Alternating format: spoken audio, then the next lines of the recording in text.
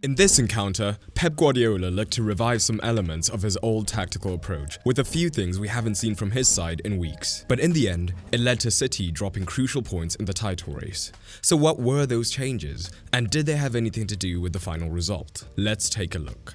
One of the most curious things is what City look to do in the build-up. More and more this season, the citizens have been using a back-two build-up, with both fullbacks often taking up more traditional positions in the wider zones. But today, he leaned more heavily on his older strategy of inverting one of the fullbacks, Núñez, while O'Reilly down the left was given the scope to advance.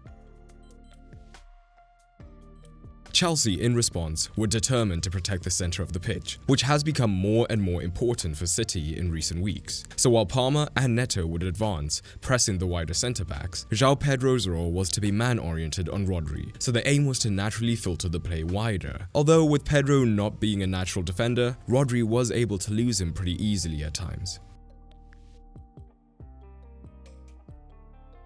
One of the big advantages of the new Pep approach is having both of the fullbacks providing the width, which then allows both of the wingers to drift into the middle of the pitch, giving City 5 in the middle.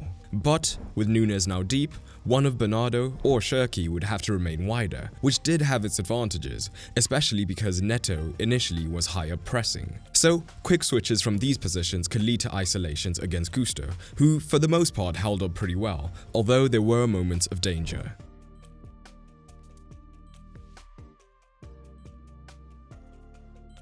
But here's the thing, City did still look dangerous through the middle of the pitch, because Chelsea, particularly early on, committed Palmer so high in the press, meaning that even with 4 men, City were still able to overload the central channel.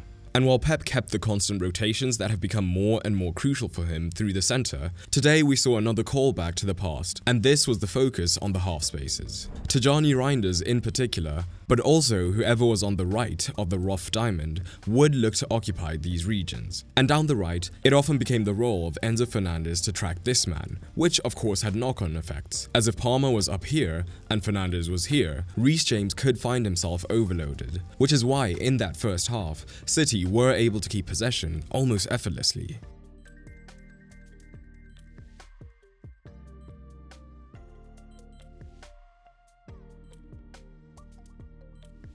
And it was the left side where they looked to press their advantage home. Reinders almost inevitably started as high up as he could, almost as a second forward, pinning Achimpong deeper.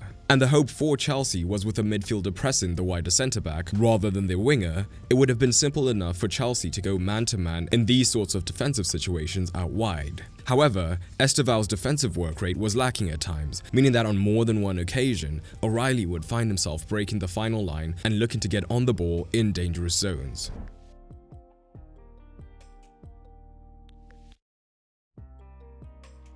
But that wasn't the only threat. Reinders himself was constantly on the move, and he would drop deep when possible to assist the play, naturally drawing the right back, which could create space here, or a run from either of the men ahead of him. But the running power of Reinders himself can't be overstated, as his constant movement meant when the opportunity presented itself, he would be breaking in behind, looking to make the difference himself.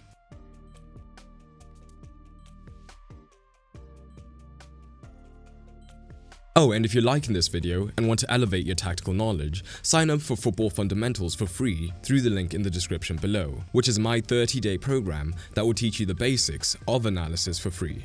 The issues down this side of the pitch were plain to see for Chelsea, and the Blues were quick to adjust. Firstly, swapping their 2 wingers, as Neto was much more disciplined in tracking O'Reilly than Esteval, but also in the role of Palmer, who was now less front foot in the press. Instead, his first job became to cut out the passing lane into Reinders, hopefully making the right back's life a little bit easier, and then only applying pressure if Guardiola was pushing too high up the pitch unchecked. But the biggest shift that helped the Blues of course came at half-time, with the introduction of Santos, which helped them on both sides of the ball. When defending, of course, the dedicated back 5 meant that they now had players who could easily look to pick up the men in the half spaces, while at the same time, the higher players could still look to protect the centre. But the largest impact was of course in possession, so let's first touch on what Chelsea looked like in that first half. In general, their build-up shape looked like this, with Reece James as a solitary pivot, and initially, Fernandes tended to be higher up on the left, looking to push the midfield deep. City set up with an aggressive pressing three, with Haaland joined by Foden, while Bernardo pushed up from the midfield onto James. This was supported by the hybrid presses in Reinders and Shirky, who would tuck in, ready to either track a midfielder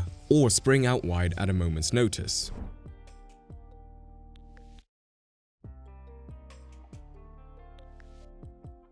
So this shape made it incredibly difficult for Chelsea to get on the ball in settled possession, because Reece James was under constant pressure. And though Fernandes did look to assist him at times, City's shape would morph instantly to still make progression difficult. Put simply, the big issue was the Chelsea midfield was often underloaded. This very quickly changed with the halftime switch, as now, not only did Chelsea have a permanent double pivot, reducing the workload on just James, while increasing the number of progression options that the deeper players had. It was also paired with now having two additional midfielders in Cole Palmer and Fernandes operating higher up the pitch, so that now they effectively had a flexible box with men potentially able to get on the ball between the lines.